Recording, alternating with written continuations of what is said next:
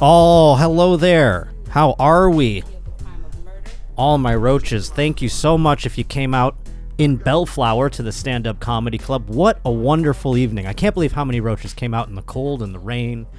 Out in Bellflower. I don't even know. If you put a map in front of me, I wouldn't be able to tell you where in the hell that is. I'm a fucking idiot woman when it comes to that. I don't have any idea, but you figured it out and you came out and I appreciate it a great deal.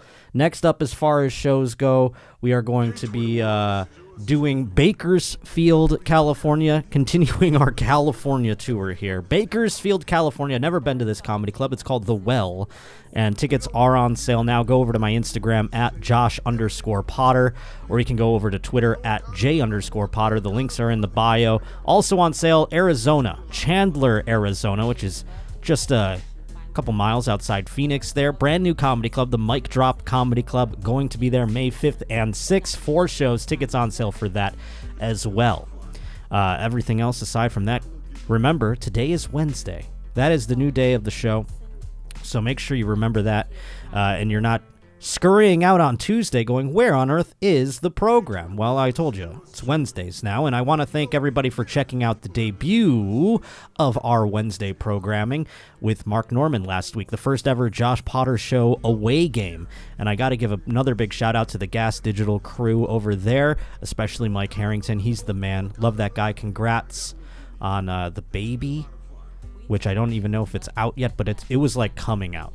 When I was there, it was like ready to fall out. So, I mean, it's coming soon, and I congratulate you already because I'm so happy for them. But I want to thank also Louis J. Gomez and Ralph Sutton, of course, the operators and owners of Gas Digital, for allowing the first ever Josh Potter Show away game, and thank you to Mark Norman for being the guest. What a wonderful time that I had in New York. Hopefully you caught all the podcasts. Thank you to the Barstool guys, KFC, Feidelberg, of course, Nick Hammy, and then you got the Anus Boys. You got Rudy, Nick, KB, Mook. I mean, that was a blast of a podcast. Maybe one of the most fun podcasts I've ever done in my entire life, and I've done a lot of them now at this point, especially when I was out in New York. And one that hasn't come out yet, I got to give a shout out to my boy Stavros for having me on Stavi's World. So look forward to that in the coming weeks as well. Did I miss anybody? Oh, thank you to Brittany Ledesma for having me on hers. And beep, boop, beep. Oh, Zach Amico. Got to give him a shout out. I did so many Gas Digital shows that it blurred together. But at the end of the day, I had fun on all of them. So what a wonderful trip to New York. Hopefully you caught all those things.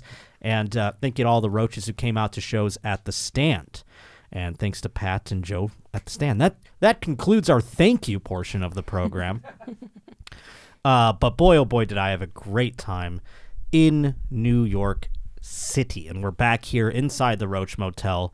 Solo dolo this week, but we do have Kirsten here at our side. Kirsten went to her first NHL game. And you enjoyed it? I feel like there's been a fire lit inside me.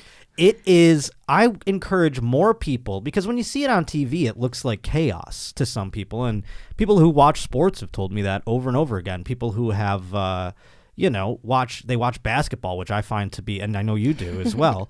But I find basketball to be, I don't know what their plans are. I don't know where they're moving to on the court. I don't understand strategy in basketball. And then also I get annoyed with the foul trouble at the end, and like there's everyone says the last 2 minutes of football is like a half hour, but I swear the last like 2 minutes, and it's like, you're not going to win, so what are we doing here? We're just doing free throws. This is so boring. So that's my bitching about basketball. But I understand when people say hockey looks like chaos. But growing up watching the sport, I know what the positions are trying to do and everything like that, so I can watch a game. But I encourage everybody to go to a game because the atmosphere is electric. I mean, especially the LA Kings. They really do it up. They're here in Hollywood, glitz glam, the whole thing. Yeah, no, I mean, I've done I don't know what division it is, but like Iowa has their Iowa Wild, which is a smaller one, and it's fun. But I think that's the AHL. Yeah, that's the minor leagues. But that's you're going to go in there, and it's going to be a bit more of a barn that you're going to be in. It's not an arena. You know what I mean? Like an NHL game is a little more electric. But as a person who loves the sport, I really do like AHL hockey as well. It's fun. What was your favorite part? I don't know. I think it's when people start to almost fight. I get really into it. That's I want them to exciting, fight. isn't it? Yeah. And like that's really weird coming from me because I like don't do well with confrontation and fighting, but behind a net, I'm ready to go. I'm ready to see Yeah, like when the something glass is there and like you don't have to worry about getting involved. And it's like part of it. Like you can, some of the guys who fight in hockey, they know the guys they're going to fight. That's like Ty Domi and Rob Ray from when I was a little kid. Every time the Toronto Maple Leafs and the Sabres played each other, which is a lot because they're division rivals, they would always fight. And they would, like, you'd see them square off and people would keep score. Like, this is how many times Rob Ray beat Ty Domi. And it was just, but nowadays, though, they're like best buds. You know what I'm saying? And there's a couple of guys who genuinely hate each other's guts, though. And that's when you go, oh, this is going to be awesome. And you see it in the fire in their eyes. One of the Anaheim Ducks, Trevor Zegras, I forget who he said it to, but it was somebody, I believe, on the Minnesota Wild. And it was everyone's trying to read his lips because he said something that pissed this guy off. So he's coming at him. He's trying to beat the shit out of him. And Trevor Zegras is like, Trevor Zegras is such a little kid, it makes me feel like I'm not allowed to be watching hockey. Like Trevor Zegras is on the cover of NHL 23, and I got the game, and it's Trevor Zegras and a woman from the WNHL. They have the WNHL as well. And they had both of them on the cover. And I said, oh, that's nice. They have two players from the WNHL on the cover. Because Trevor Zegras just looks like he looks like Trevor Lawrence. Pull up a Trevor Zegras picture. Was it Stecher? Was the person that he talked shit to? I wouldn't even be able to remember, but evidently this gentleman has a dead father. And Trevor Zegras, they were trying to read his lips. And Trevor Zegras, they say, allegedly said something about the man's dead father. But there he is right there. I was a small child. Yeah, I go, oh, they put two WNHL players on the cover. Oh, that's Trevor Zegras right there. My bad. Show me the NHL 23 cover if they have that on there. I would love, because it's, I believe it's the cover. It's the opening load screen. I mean, he is in his Ducks jersey there, but there's the one where they're like kneeling. He's like kneeling down. I'm like, oh, two chicks. Cool. Oh, wait, Trevor Zegras. That's him. Because his legs look feminine. You're like, he's a hockey player? That's crazy. I mean, I'm sure in person he would work me, this little kid. It'd be like a travesty at the end of the day. But this is the time of year, folks. Oh, is this the incident? So you see Trevor Zegras and him down here, and then they start chirping at each other, and then they come over, and then, oh, boy, oh, what's going on here? And they're trying to break him up. And then he's just jawing to him the whole time. It's like, what did he say there? Everyone was wondering, so people will try to read his lips. What does it say at the top there, Kirsten? Whatever he said, whatever Trevor said to Troy Stecher's is extremely personal. Yeah, hopefully that's the the way league he is was looking into it. That's what they. So they were. I wonder if someone out there came to the bottom of if it was in fact about the man's dead father, or if this was just some imaginative reporter who goes, you know what he must have said. Something about his dead dad. Then he ran with it, and people also ran with it. What does it say there? They speculate that he allegedly said, your dad's watching. Which could be taken as like a sweet thing, you know? I laughed. It could be like, hey, your dad's I laughed when he right said now. it. Oh, my God. That was a really genuine laugh, too, and I apologize to Mr. Stecher's. What's his name? I don't know this player. Troy Stecher. Troy Stecher's. My bad, dude. I mean, and I would have done the same thing if I was in your position, but holy hell, when you read it like that. Whoo, that made me laugh, Trevor. You got me, Pally. But let's get it. This is the time of year when the sports are like the Undertaker meme, and they're like, ga-dung, they come back alive. Let's get into it. Beep, beep, beep, beep, beep, beep, beep, beep. Beep, beep, beep, beep, beep, beep, beep, beep, beep, beep, beep, beep.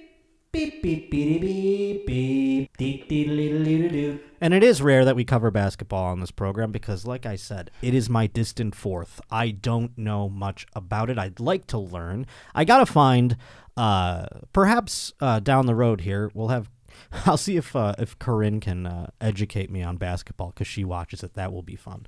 But nevertheless, I don't follow it extra close. And we have two teams here in LA, one being the Lakers, which has got LeBron James on it, and Anthony Davis, of course, and They aren't very good, so it's not exactly making me like, ooh, my interest is piqued, you know? But then I forget about this other team, the Clippers. Oh, the Clippers. How could I forget? They're actually good from what I understand.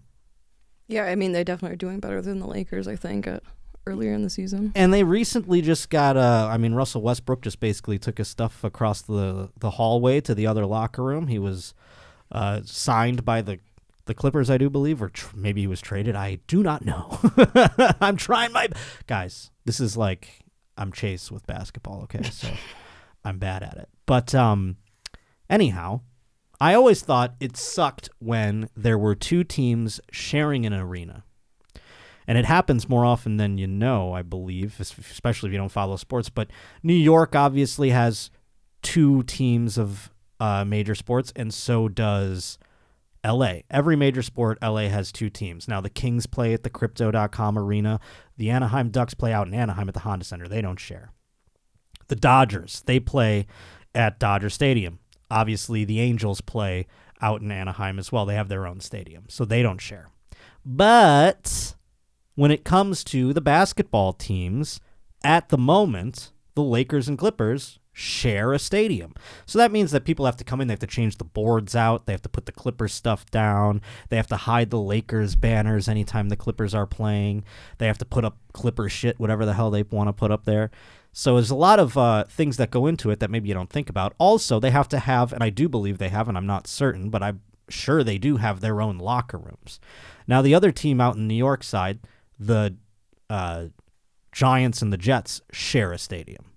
Same thing with the fields. They have to change the fucking fields. They have to change the logos around the stadium. It's a pain in the ass. Get your own fucking stadium. It's 2023. So the Clippers have decided, because of their grand success at this moment, and they are a Los Angeles fucking basketball team, an NBA team, they got their own money. Let's get the hell out of this arena. The house that Kobe built, you walk up there and it's not like they put fucking, covers over the Shaq statue when you're walking up for a Clippers game. You know what I mean? Wouldn't that be funny if they just put like a... They just drape it. They just put a Clippers fucking blanket over it. That's nothing. Don't look under the curtain. I don't think there's one Clipper statue outside of fucking Crypto.com arena. So now the Clippers can move to their own stadium and they can put up whatever they like and they don't have to take it down. And if you don't know, the Clippers recently, you're probably wondering, like, what lit this fire under their ass? Well, in recent years, they got a new owner. His name is Steve Ballmer, and their previous owner, God, I just had his name in my head and I didn't write it down because I had it in my head 2 seconds ago. But he's the man who was caught on tape. Donald Sterling, yes. And if you recall, he was caught on tape by his, I don't know what you'd call her, lady. I mean, it was a lady that he was, Donald Sterling, old man, very old. And he had some hot to trot young piece of ass. And, there she is right there. And he, I believe, had an agreement with her where he was like, you can go fuck whoever the hell you want, just don't tell me about it. And I do believe that is the context of that audio tape.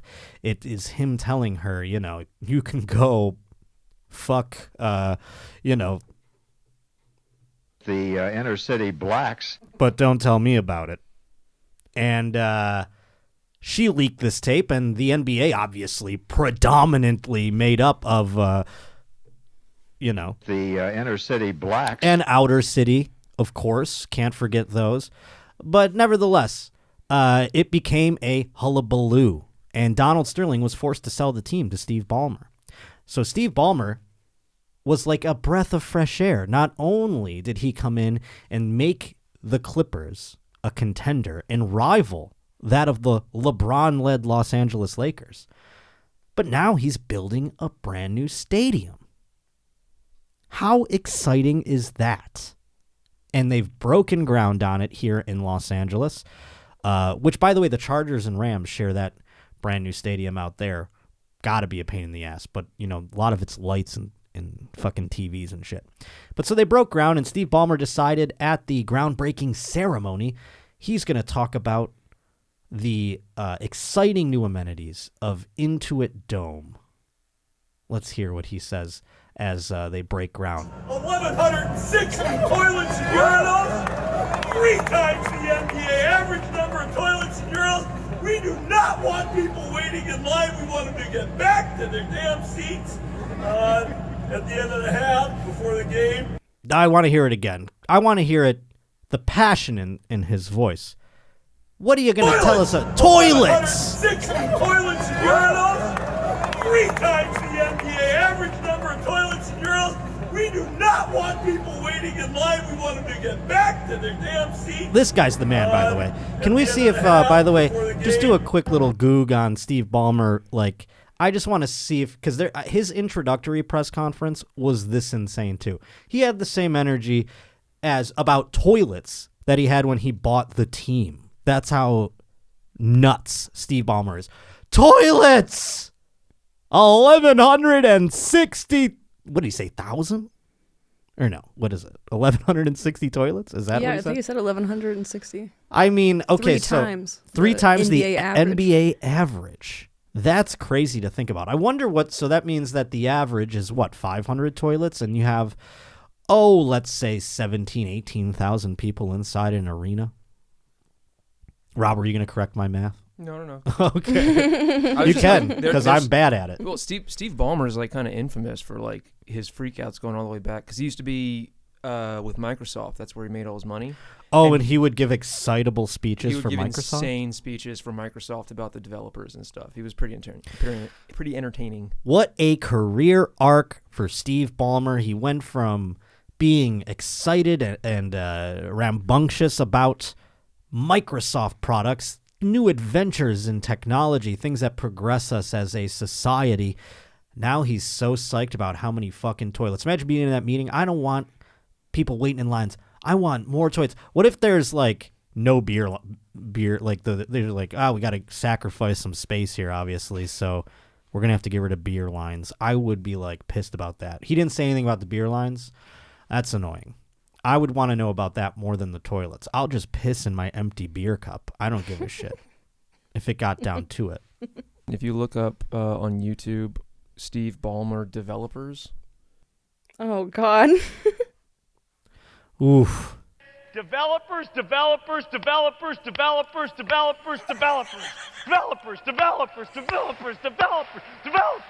Well, and in this situation, what's great about it, this guy is awesome.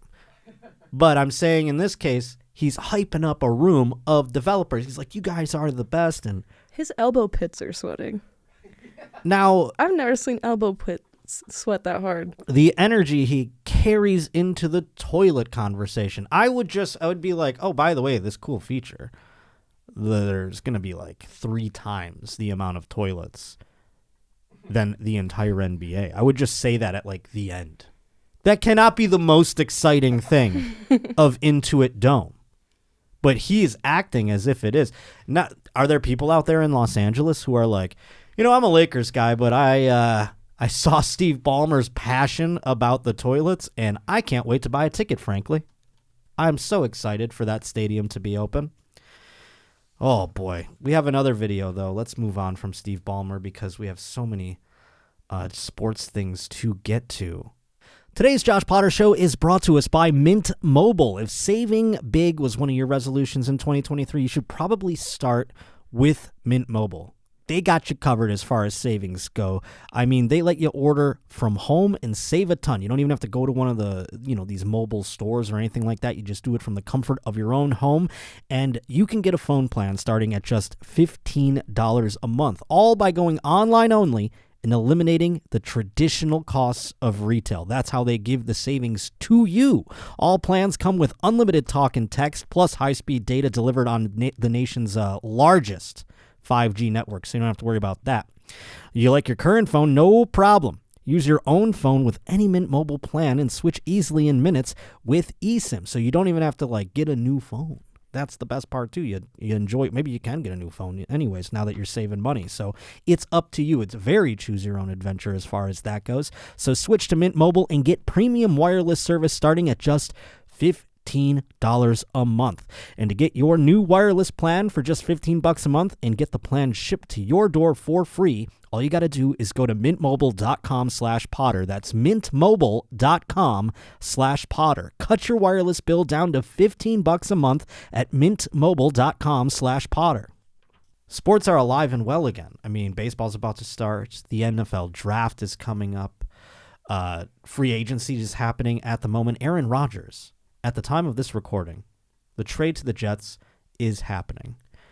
The return has not been stated quite yet at the time of this recording, but Aaron Rodgers is going to the Jets, and that's peculiar to me, I've got to say. I mean, the man has been living in this supposed shadow of Brett Favre for his entire career, getting drafted by the Packers, being the heir apparent, wanting to start immediately, but having to wait so many years for Brett Favre's old ass to retire. And when he did, he retired, then he came back, and Green Bay they said, "You're not coming back here." "Oh no, old man. Kick down the line." So they traded Brett Favre to who? The New York Jets. And that happened on August 7th of 2008. By September of 2008, Brett Favre sent his dick pic to a woman named Jen Stecher, who I should try and get on this fucking show. She follows me on Twitter, and she does comedy around L.A. I should just get Jen Stecher on this show. Although I don't know that she enjoys talking about it unless being on stage, and I think she says Brett Favre's penis is tiny or something to this effect. Which, hey, she's allowed to say whatever the fuck she wants about Brett Favre's penis. She got to see it. And when I say got to, I mean had to, because she opened a text message from Brett Favre while she was the in-game sideline reporter. So if I'm, one to believe fables, and time is indeed a flat circle, it seems, if Aaron Rodgers is now being traded to the New York Jets, how long till we get an A-Rod D pick? I mean, the season hasn't started yet, so he hasn't met the sideline reporter. We have to give it that amount of time, although I think now, like, the sideline reporter is, like, probably some dude. They're probably shying away from having a hot sideline reporter for a little while, even though this happened about a decade ago now. Holy hell, more than that, 15 years almost. But if we're led to believe anything, Aaron Rodgers will then, in the year 2024, he'll sign with the Minnesota Vikings, and then down the road, he'll rob a Mississippi municipality of their welfare funds. So this is all, I mean, if this is how things are going to go, this is how things are going to go. So I can't believe that Aaron Rodgers spent 4 days in a darkness retreat to come out to say, I want to play for the New York Jets. That doesn't make the woo-woo community seem like they're on to anything. Like, I almost, I was like, up until very much today, I was like, I should try ayahuasca. Everyone talks of its value and all the wonderful things and properties that it has when you experience ayahuasca. But if it means that Aaron Rodgers came out of it and goes, you know what? I'm going to sign with the New York Jets, the worst franchise in the history of time. I don't know if I want to do ayahuasca. Anyhow, the NFL draft is coming up, so that means if, now that the New York Jets have Aaron Rodgers, they won't be trying to draft another quarterback. They obviously failed at that, having drafted Sam Darnold and then drafting Zach Wilson, just failure after failure. And they said, you know what, not this year. We're going to trade for Aaron Rodgers. And that makes you go, all right, well, there's another team off the board as far as needing a quarterback goes. How far are this class of quarterback going to sink down? Now, obviously, the Carolina Panthers moved up to the number 1 pick overall. They're going to be drafting a quarterback, and perhaps they will be drafting C.J. Stroud. I really don't know who the favored guy is. I guess it's Bryce Young, if you were looking at gambling odds. But C.J. Stroud is definitely one of the top prospects at QB. Could very well go number 1 overall. And he decides to cite during the combine some of his inspirations, who he watched over the years and who he wants to model his career after. Let's hear it. 7 was because Michael Vick.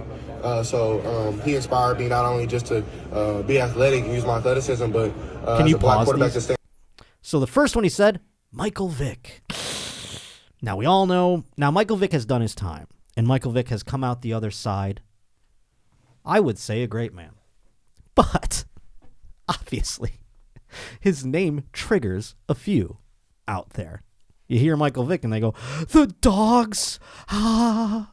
And obviously, if you're modeling your career after Michael Vick has kind of a sad career because he came out, played electric. He was like, it was a video game. Everyone loved it. He was the Michael Jordan of football. That's what they were calling him because, I guess more like the Allen Iverson because there was like branding deals and he was just, drawing eyes to the sport that had not previously been drawn to it because of his electric play. But obviously with the dog scandal, it all went by the wayside and he had to go serve time in prison. And he came out and some team decided we're going to kick the tires on him. It was the Philadelphia Eagles. And he was backing up Donovan McNabb. And once Donovan McNabb got hurt, he had his shot. And he came back in and he played great to the point where they traded Donovan McNabb and gave Michael Vick a real shot. And he played fine, but it wasn't quite the Michael Vick before prison. And it makes you wonder if he had the same mindset coming into the league that he had coming out of prison, where he studied the playbook, where he kind of practiced his fundamentals. There's a story of Michael Vick when he was a young guy out of the draft where they gave him a play of DVDs. They go, hey, can you study this tape? And they gave him a DVD. And he threw it in the backseat of his car, never looked at it once. But they said the DVD was blank, and they knew that he didn't watch it because they asked him about the plays the next day, and he lied about them. And they go, oh, they did the old blank DVD trick. That's tough to do now, I guess. You have to have a USB drive and just not put the files on it. I really don't know how they do it. I mean, it's all fucking iPads now and shit. But so that's the first person that CJ Stroud referenced. Now let's hear the next one. In the pocket and throw the ball, and that's something that he was very underrated in.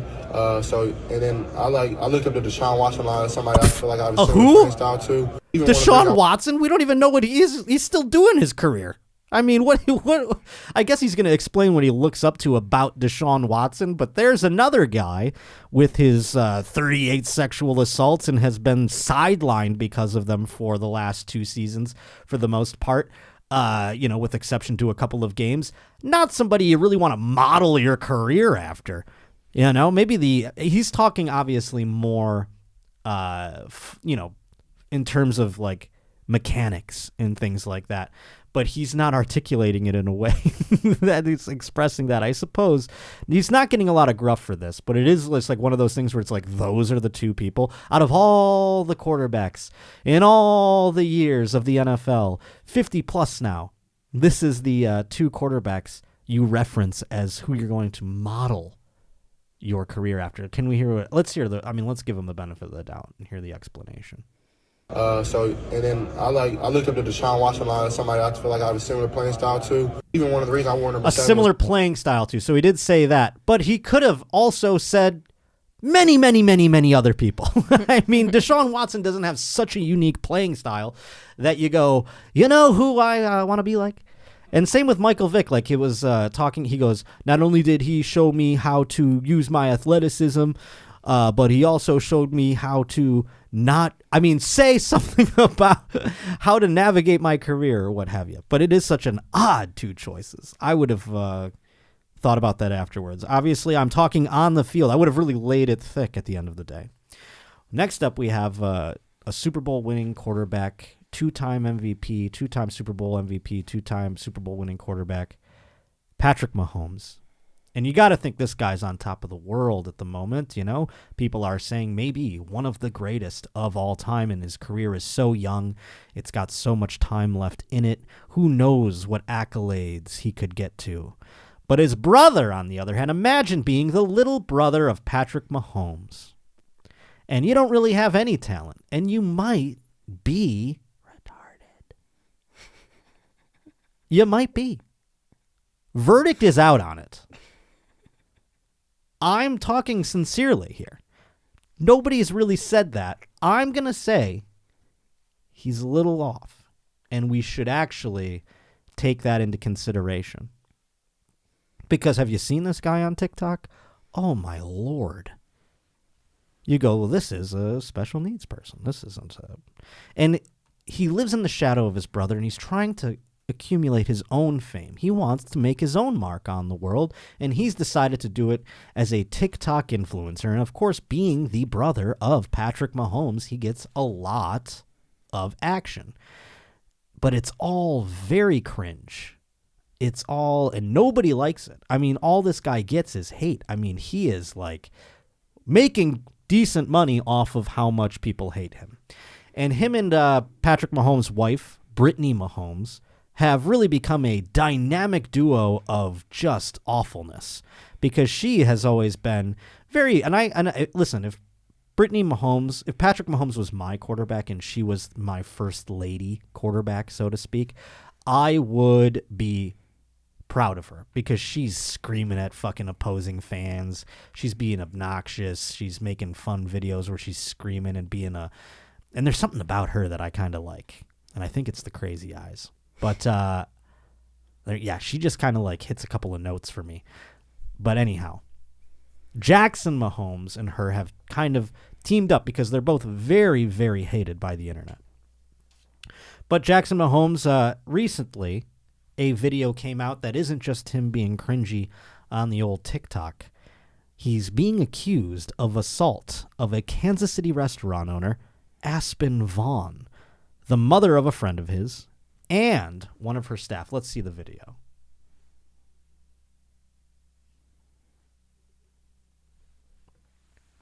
So here he is. If you're watching at home, there's not sound for this video. He's going up behind one of them and just being like, kiss me, kiss me. And they're like squirming around.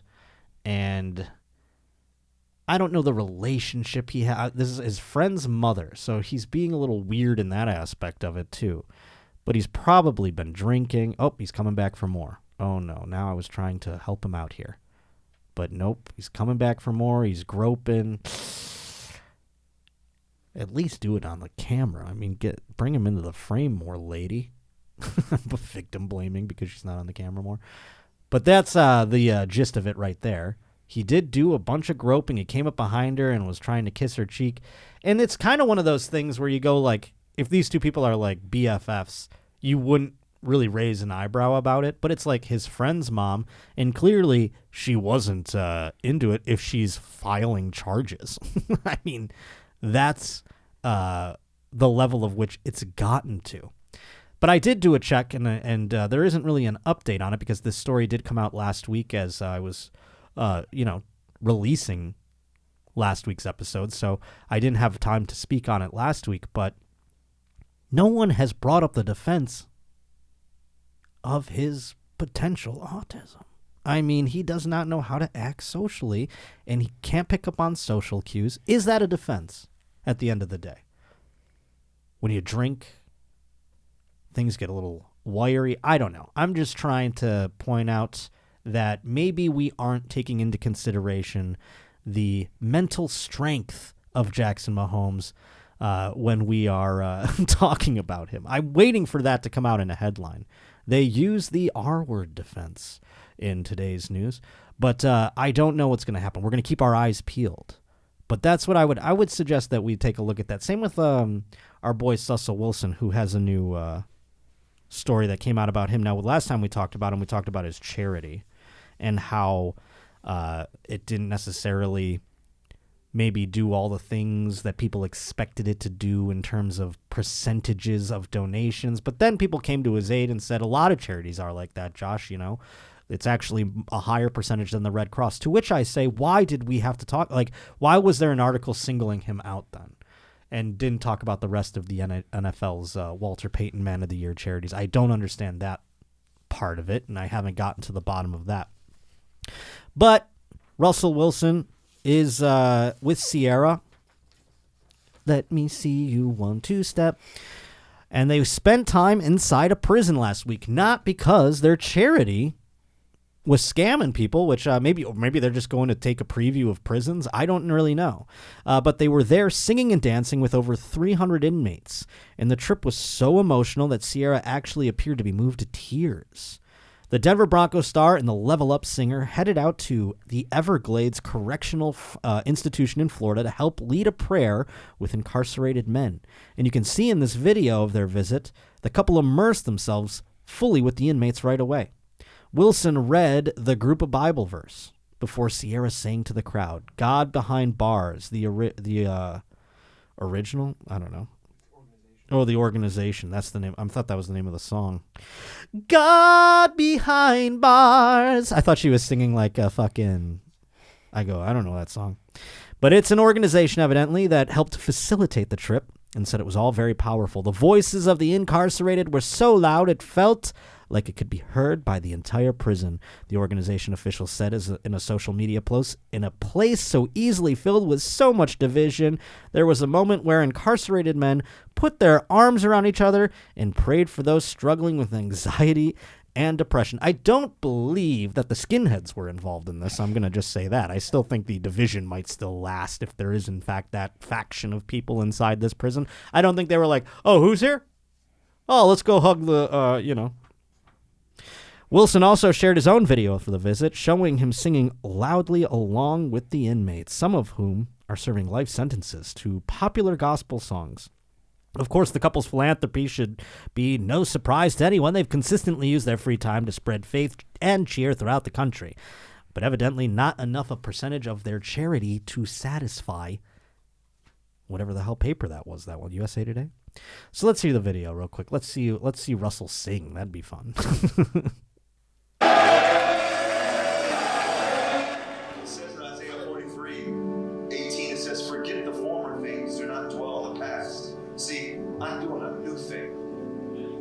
I'm doing a new thing. Can you say a new thing? New thing. You know what's so beautiful about God? Can you pause it real quick? That was Russell Wilson trying to do like a preacher thing there for a second.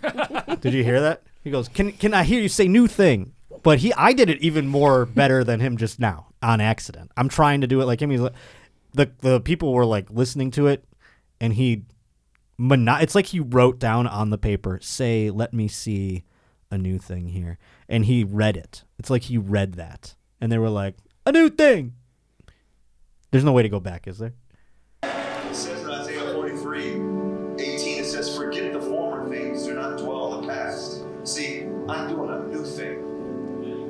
I'm doing a new thing. Can you say a new thing? New thing. Weird. Okay, I mean,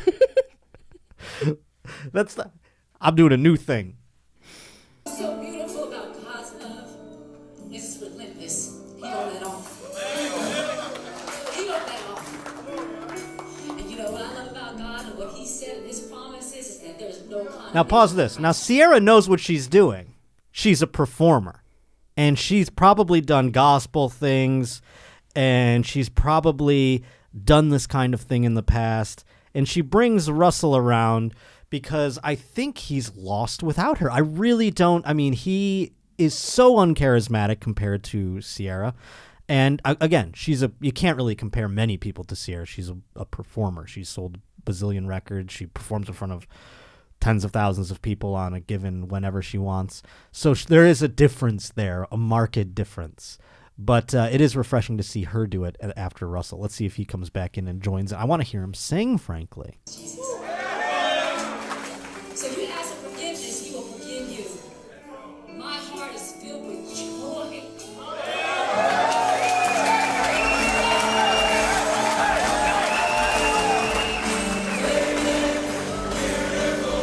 Oh, he doesn't have a microphone. Fuck. They took his microphone away.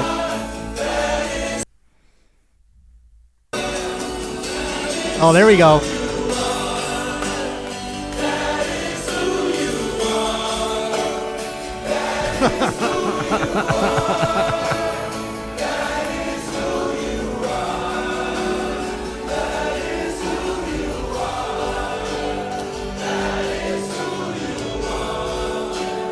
That is who you are. They really took Russell out of this video. as much as they possibly could. He was in there for, it was like he was one of the prisoners. I mean, he just did a cameo for the most part. Is that another one, or is that just him in a picture? This is on his page. Ooh, play it.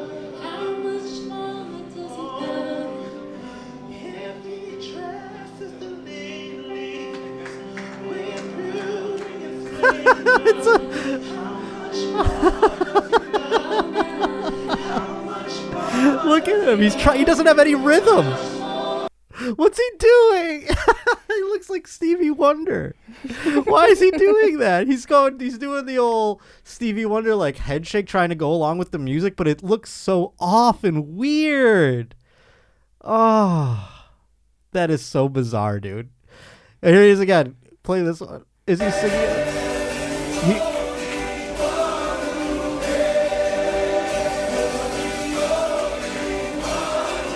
He's not even singing with the words. He was not. That was not. Right that there. microphone was not on.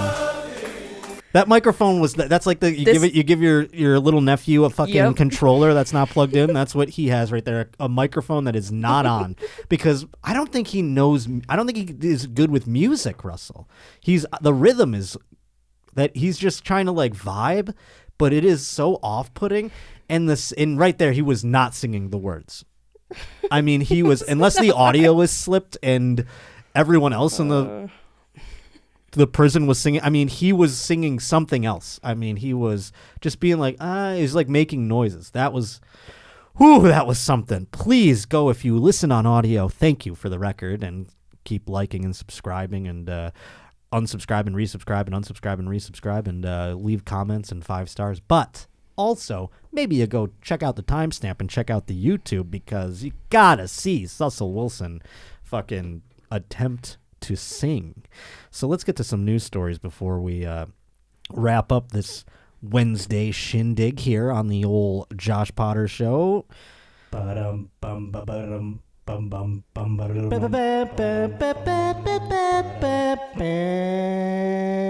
And as we take a look here, we've got another form of terrorism that I didn't expect. We're always opening people's eyes to new forms of terrorism. It's not just what do they call it now, politically correct wise? Is it Islamic terror? Was that what they were trying to get rid of, or was that the word that they decided to make it? Anyone know? You guys are. I don't understand the question. Remember they were calling it Islamic terrorism? And then I thought they were like, well, that's racist, and they changed it, or did they? They changed it to Islamic terror, Islamic extremism. Extremism. Yes. Oh, they took out terror because that was the part that people were thinking was racist. They were trying to indicate not all Muslims. I think terrorism did that, doesn't it? Islamic terror, doesn't that, or terrorism, doesn't that make that? You go, we're just talking about the terrorists. Now you change it to extremism, and it's like, no, we're just talking about like the crazy ones. And you're like, well, that makes it a little bit even broader, I think, at the end of the day. I don't know. So anyhow, we've obviously moved on from that as a country. Doesn't occur here any longer. We've eradicated it. The war on terror was successful, as we all know from history. But we've learned of semen terrorism. We've learned of plunger terrorism. There's a new one today, and this one comes to us by way of 2 people actually sent this in. Jay Spooks and T-Bone, who, by the way, off suspension, and I did get this from 2 people. So that means that T-Bone had his story corroborated, if you will. So Japanese police arrested 3 people on Wednesday in connection with an unsanitary prank at the Conveyor Belt Sushi restaurant, according to Japanese state broadcaster NHK. The viral videos from early February showed one of them, a 21-year-old Yoshino Ryoga, dubbed a sushi terrorist by the Japanese public and media, putting his saliva on utensils in sushi and licking the spout of soy sauce bottles at the Kura Sushi restaurant in Nagoya City. Well, from what I understand about sushi, it's an insult to use the soy sauce to the chef. So I would suggest just not using the soy sauce in any capacity when you go get sushi. And that's because the chef is going to fucking... I'd put it in my asshole if I was one of these guys. Put the soy sauce spout right up my butt and be like, you're going to use the soy sauce on my fucking shit? try again. Now you're going to have fucking dysentery or something like that. Or you're going to be like Mark Norman, where you're going to have that pilot, whatever the hell he had, where he ate poopy. The restaurant chain filed a complaint for damages with police on Tuesday and received an apology from Ryoga. Police also arrested 2 teenagers on suspicion of obstructing the restaurant's operation. The 3 met through social media, police say. Japan has a conveyor belt sushi restaurants which serve a cheaper alternative to ordering the made-to-order food. So these are like the conveyor belt ones. Still, I would imagine the chefs take pride in their conveyor belt sushi just as much as the top guns. You know? You can't expect to be a part of the art form. Hell, there's open micers out there that think they're better than a person doing an arena right now. It happens in every art form.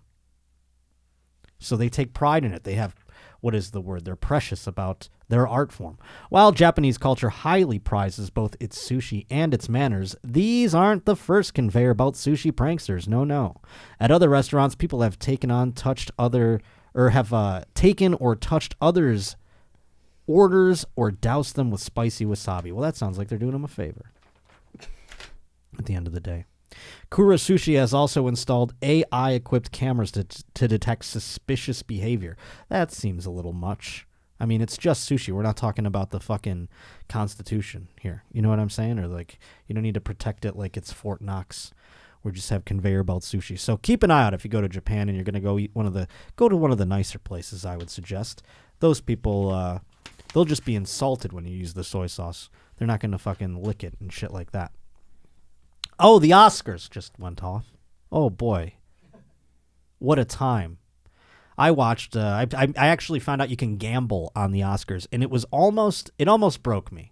I mean, there were so many things to gamble on that I was like, my head was going to explode. But here's the thing about gambling on the Oscars. For instance, I wanted Key to win. I'm going to call him Key because I don't know what the rest of his name is. The guy from Indiana Jones. Anyone? Key, Hawaii. Ki Wai Kwan, but I don't know if I'm saying it correctly. Who know? I mean, we're not trying we are trying, folks, is all I'm saying. We're not trying to say it inappropriately or wrong. I love how long I take trying to read an Asian person's name. I can't just call him Short Round from Indiana Jones. I mean, that seems insulting. But anyhow, I wanted him to win, and I think the whole world knew he was going to win. It was the least surprising part of the Oscars, but it was the most touching. And I didn't want to bet on it because it was minus 3,000. It's like, why even bother? For those who don't understand gambling, what that means is if you bet $10, say, for him to win the Oscar, you would win 33 cents. So it's like, well, why would I even bother? And it's not like a sports game where I go, hey, there might be an upset. You never know. You never know how the ball's going to bounce. Maybe the second favored person plus money will come in and surprise everyone. That's not really how it works. It's kind of a foregone conclusion as to who's going to win these things. So I place some strategic bets. For instance, this was a gamble. I bet on Jamie Lee Curtis to win Best Supporting Actress, plus 190. Oh, and why was she plus 190? Because Angela Bassett was the favorite. And here I am. I go, Hollywood, they're trying really hard to be woke. Angela Bassett also very deserved, the favorite. There is no way they snub Angela Bassett. I thought, but then I go, gambling brain, right? Sports gambling brain. I go, that's the square pick. Go for Jamie Lee Curtis. She won the fucking Golden Globe, led right up to it, or the SAG Award. I don't know which one, but she won one of the preliminary ones. So I go, she's not out of the running, and it's plus 190. We got to make a little money on this, have a little bit of excitement. We threw down on Jamie Lee Curtis. What happened? The internet exploded. Jamie Lee Curtis won, and here I am. I have to like protect. I posted my picks, and now people are like, "Are you racist?" No, I just wanted the plus money. I would have taken Angela Bassett if she was plus money as well. And then I bet on Brendan Fraser. He was only minus 200. People thought maybe he wouldn't win, but I mean, minus 200 is not bad. That's like a very heavily favored team. If you're doing that. And those are the only 3 bets I made, but there were crazy ones. And I wish they made a bet. It would be plus 6 million. I mean, it would be the most wild bet you could ever make is the best interview of the night goes to Hugh Grant. I didn't even know Hugh Grant. I didn't even know they let him into the fucking Oscars still.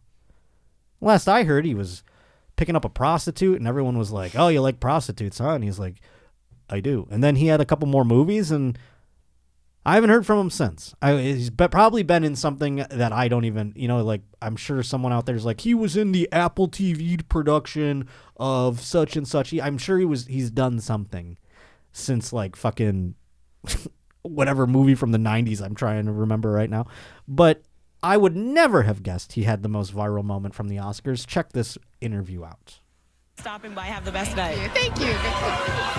Hugh Grant, you are a veteran of the Oscars, and you've been here a few times. Yeah. What's your favorite thing about coming to the Oscars?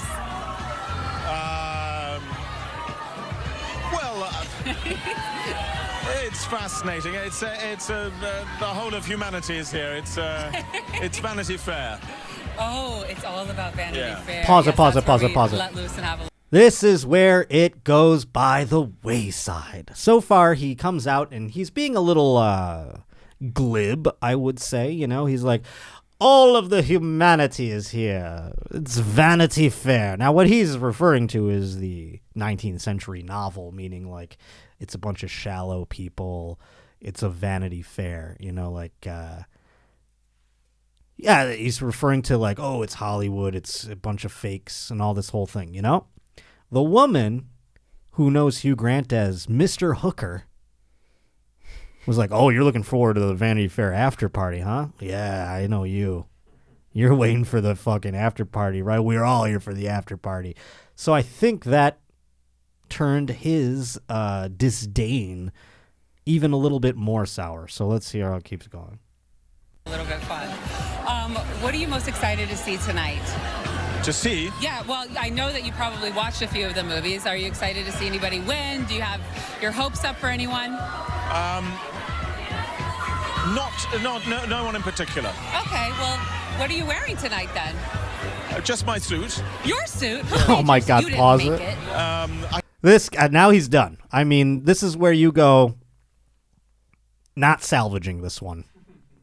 I mean, he basically might as well just say to this lady, idiot woman, and then walk away. I mean, this is, and good for her for keeping it going, or trying to at the very least. She goes to the old, that's like, you can tell when a red carpet reporter is floundering and they need to pull something out of the old sheath. They go right to the, what are you wearing? Whoosh. What are you wearing? Who are you wearing? And he goes, my suit, which is, that's how you get out of that one. That's where I go, well, Mr. Grant, it was a pleasure. Thank you for stopping by, and you move on to the next thing. But she tries to get a little more out of him. Let's hear which way she takes this train wreck. I can't remember my tailor. That's okay. Yeah. Shout out to the tailor. Yeah. Shout out to the tailor. So tell me, what does it feel like to be in Glass Onion? It was such an amazing film. I really loved it. I love a thriller. How fun is it to shoot something like that? Well, I'm barely in it. I'm in it for about 3 seconds. Yeah, but still, you showed up and you had fun, right? Almost. Okay, all right. Okay. Almost. Well, thank you so much. It was nice to talk to you. Yeah. Oh, right, she sounds so defeated, too. You can't do that. You can't. I'm not putting this on her. She did her best, and everyone's really up Hugh Grant's ass for being like, why did you even stop and talk to her? But if you're kind of Hugh Grant, you're kind of like, I'm going to have a little fun with this. Who gives a shit? I'm in Glass Onion for 3 seconds. No wonder I didn't know he was in anything. Also, I haven't seen that, but he wasn't like exactly on the poster. You know what I mean? So, I mean, he's done something, but who knows why he's even at the Oscars? They showed him. He did present something at one point, but I think, is it one of those things where it's like, once you're nominated, you get to come forever? Is that the rule? Does anyone know? Probably. And I don't even know if he was. I'm sure he was at some point for some British horse shit. But man, I think Hugh Grant would be a fun guy to hang out with, despite the macabre tone in that video. Because I think he knows. I think he's at that point. And we saw a lot of people who have gone through the asshole and out the other side of show business win awards last night. I mean, fuck. Our boy, Key. That guy, he was short round in Indiana Jones. He was in Goonies. They even made a joke. Him and Brendan Fraser were in Encino Man. Would you have? I mean, I wish I could go back in time and gamble on 2 actors from Encino Man winning Academy Awards. I'd do a Back to the Future. You know, when he steals the sports almanac. That'd be my version of that. Is I just go back in time and try and find any bookie who would take, action on if 2 actors from Encino Man will win Oscars in our lifetime. That's God. To have a time machine. That's exactly, I mean, Back to the Future 2 really nailed the best part about having a time machine is sports gambling. Man, I wish I could go back in time and put some money on the Cubbies. Hell yeah, you do. God, and then that's the whole purpose of the movie. I love it. Well, every now and then, come across a sex offender. Good way to end the show. And this one was sent to us by both. Two Roach reporters sent this one in as well. So, Keith and Trevor R. And, you got sex offenders running amok all about town, A Minnesota father decided to slaughter a 77-year-old convicted sex offender using a moose antler. What a device. Now, a moose antler, I feel like that is one of the rounder antlers.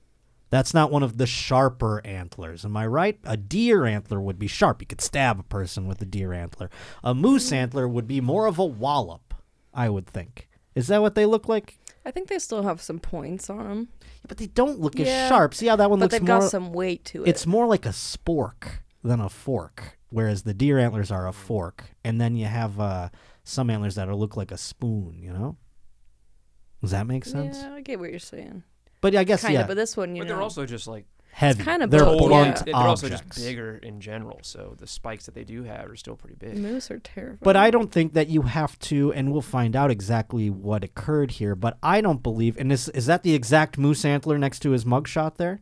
No, I don't. I mean, not that one. I don't believe so, because they've shown another one up here. I see. Well, at any rate, I do believe that you could also just kill someone as a blunt object, as if you used, let's say, a toaster or a brick or something to this effect. I don't think he necessarily had to stab him to kill him. But Levi Axtell, 27 years old, walked into at the sheriff's office covered in blood and with his head in his hands as he admitted killing Lawrence Scully, who was jailed for molesting a 6-year-old girl in 1979. So he walked in with his head in... Was that like a turn of phrase where he says, he walked in hat in hand and admitted guilt? Or did he walk in with the gentleman's head in his hand? Because that's kind of alarming. Say you're just at the police office, or you're paying a parking ticket, and a guy covered in blood just comes in with a head and is like, "I killed this guy." I would expect that would make your day a little fucked up. This other article says that he had his hands on his head. I see. He's like walking. So head in hands. Okay. See, that's what a fucked up way this article. Head in hands. I mean, after you kill a guy, that could lead you to think a couple of other things, you stupid writer. Axtell from Cook County, Minnesota, had long been suspicious of Scully parking his vehicle at locations where children were present. See, every now and then these people paranoid about pedophiles, they get one they're right, They're like, guy's parking a little weird, I'm going to go see what's going on here. In 2018, Axtell filed an order of protection against the elderly man, which was initially granted, but eventually dropped. Court records also show Scully was committed to a mental institution in 2020, but was later released and prescribed antipsychotic drugs. A criminal complaint filed on Friday said Axtell repeatedly struck Scully with the shovel in his own apartment before finishing him off with a large moose antler. At some point, he is believed to have smashed Scully's vehicle. So he was bashing him with a shovel. You think that would be enough. And then he was like, you know what? And I don't know where the moose antler would have been located. Perhaps on the wall. Perhaps he just grabbed it off the wall and slammed it into his head. As one last, fuck you, Oh, my Lord. What a brutality. But the shovel, I would imagine, did the trick on its own. I think the moose antlers, they say here at the top, it was using a moose antler to slaughter, but it also says shovel, come to think of it. But that's secondary. The shovel did the trick is all I'm saying. The moose antler was for effect. A criminal complaint states Axtell entered Scully's home at around 4:45 p.m. and struck him 15 to 20 times with a shovel. As I said, that's all you need. I think game over at that point. He had found the shovel on the victim's deck, so he used his own shovel against him. Then he's like, fuck. Axtell told officers he finished the job with a large moose antler. According to the complaint, a Cook County Sheriff's deputy entered the property at around 5 p.m. on Wednesday and found Scully with major head trauma. Yeah, I would say.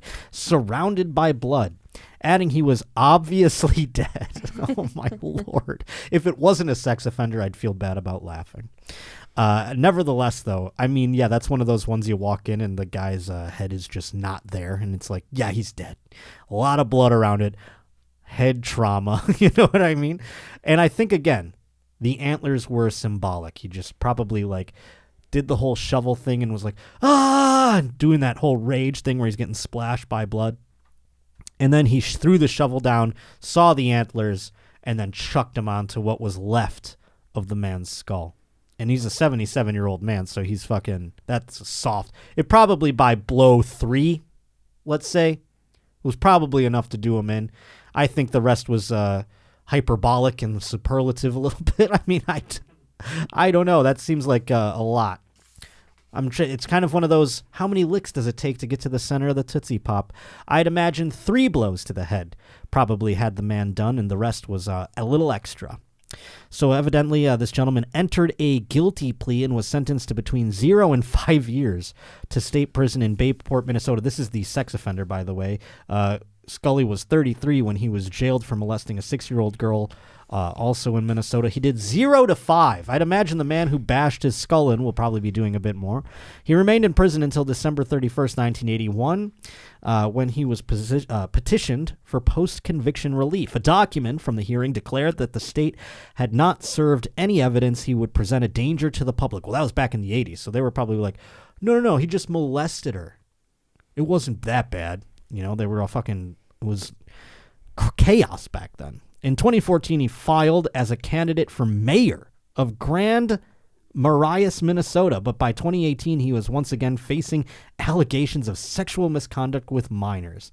What is it about these people that want to get into public office? I don't understand. Is it just so they could hide better in plain sight? They do not know each other. Axtell wrote in a petition, the respondent waits for victim to go on walks from daycare and tries to talk to her. He has been there many times stalking children in his van. So he has a van, he's going by the daycare thing. I have seen him parked right next to the school. He is a convicted pedophile, and him stalking and attempting to groom my daughter is completely inappropriate and needs to stop. Well, I would definitely have to agree. And boy, did he make it stop.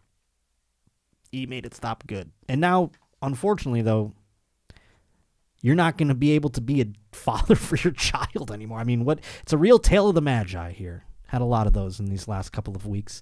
A permanent order was later denied as the allegations are not proven true, according to his defense. Axtell had one criminal record to his name involving felony damage to a property case. Sheriff Pat Eliason said that he's been made aware of the allegations against Scully, but an investigation didn't reveal anything yet.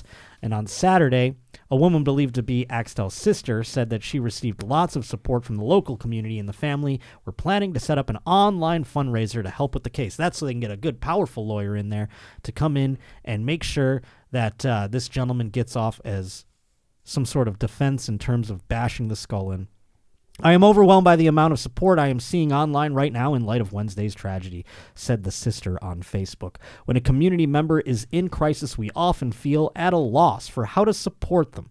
When words don't feel like enough, it can be easy to err on the side of silence out of desire to respect the privacy of the family involved. I would like to welcome you to share your words in support of Levi and our family. So weird having a GoFundMe for a guy who just maniacally bashed the skull in of an elderly man. Yes, was he a sex offender? Of course. But I mean, to be so, I don't know the level of which, obviously, none of us were there. But if your daughter is safe and this guy is being this way, maybe get the authorities involved. I don't know, before you bash the skull in. I'm saying if it gets to that point, then it gets to that point. But let's fucking, come on now. We're setting up a GoFundMe for this guy. He's going to, who knows what's going to set him off again, you know? He 20 blows to the head with a shovel. Like I said, it's not like this was, it sounds, I don't know. I say they both suck. Cheers to that. I don't know, man. It's tough. I don't have a kid. What can push a guy over the edge like that? Just the simple, like, you know, he knows he was a pedophile in the 80s. He's had these other allegations, and his van had too close of a proximity. This guy's getting all agitated. There's some mental evaluation that has to go on that end, too. But boy, oh boy, what a story. And that's what you just got to make sure, if you're going to bash a skull in, use something fun. I mean, at the end of the day, a moose antlers, golly, what a gift from God, you know? That shovel, he should have probably taken 5 whacks off the shovel count. Use the moose antlers a few more times. He says he finished him off. I'm telling you, the shovel did the trick. And that's the lesson for today, folks. If you want to finish a guy off with some moose antlers, chill out on the shovel hitting, you know? Because you're going to blow your load early. Well, thank you so much for joining us on this Wednesday. Once again, next week we have a wonderful guest. Jeremiah Watkins will be here. Aside from that, I do want to let you know, April 22nd, Bakersfield, California, at The Well Comedy Club. My first time there. I'd love to sell it out, so please to be buying tickets up on my Instagram at Josh_Potter, Twitter at J_Potter. Aside from that, we have May 5th and 6th, Chandler, Arizona at the Mic Drop Comedy Club. Thank you so much to all the roaches out there who gave us great feedback on last week's episode. I hope you continue to enjoy the program, and do like, subscribe, share, comment, all of the stuff. It all helps out a great deal. So I love you very much, and we will see you next Wednesday here on The Josh Potter Show.